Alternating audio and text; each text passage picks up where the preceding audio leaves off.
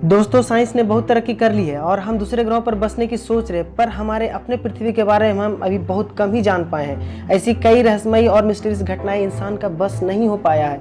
उसी एक मिस्टीरियस घटना के बारे में हम आपको बताने जा रहे हैं। हम बात कर रहे हैं सेंटियागो एयरलाइंस की विमान संख्या 513 के बारे में।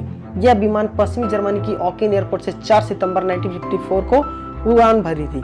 88 यात्रियों और 4 क्रू मेंबर के साथ उड़ान भरने वाले इस विमान को 18 घंटे बाद ब्राजील के पेट्रो एलेग्रो एयरपोर्ट उतरना था, लेकिन कुछ घंटों के बाद यह आसमान से गायब हो गया और कंट्रोल रूम से इसका संपर्क भी टूट गया। बहुत कोशिशों के बावजूद इसे खोजा नहीं जा सका।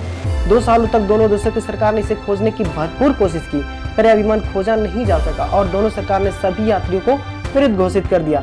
सबने मान लिया कि विमान हादसे का शिकार हो गया है और सभी 92 मेंबर्स की मौत हो गई है। कई साल गुजर जाने के बाद जब 12 अक्टूबर 1989 को पेट्रो एलेग्रो एयरपोर्ट के कंट्रोल रूम के स्क्रीन पर एक अनजान विमान देखा गया जो उनकी ओर ही बढ़ा चला रहा था। बहुत संपर्क करने पर भी उसका संपर्क नहीं हो पाया और विमान एयरपोर्ट पर बढ़ा ही चला रहा था। यह देखकर अधिकारियों में हड़कंप मच गया। एयरपोर्ट के कर्मचारियों की नजर उस एयरलाइंस पर पड़ी जिस पर सेंटियागो एयरलाइंस लिखा हुआ था।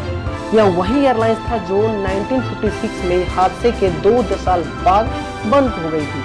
विमान के लैंड करने पर कुछ कर्मचारियों को विमान के अंदर भेजा गया, लेकिन अंदर जाकर उनकी चीखें निकल गई। विमान में सीटों पर केवल कंकाल बैठे थे और उनकी सीट बेल्ट बंधे हुए थे। विमान के कॉकपिट में भी पायलट की जगह कंकाल ही था। उनमें से एक ने विमान को कंट्रोल करने वाला हैंडल पकड़ा हुआ था, जो कि बहुत ही डरावना था। पहली बार इसकी कहानी weekly world tab light magazine में 14 नवंबर 1989 को छपी थी। इसको एविन फिशर ने छापा था। लोगों ने इसको मानने से भरपूर इनकार कर दिया क्योंकि ब्राजील सरकार ने इसके बारे में कोई जानकारी नहीं दी थी, शायद इसलिए कि लोगों में भय पैदा ना हो। ऐसा बहुत सारे लोगों का मानना है कि पत्रकार ने केवल ख्याति पाने के लिए कहानी को छापा था, लेकिन यह अभी भी मिस्ट्री ही है।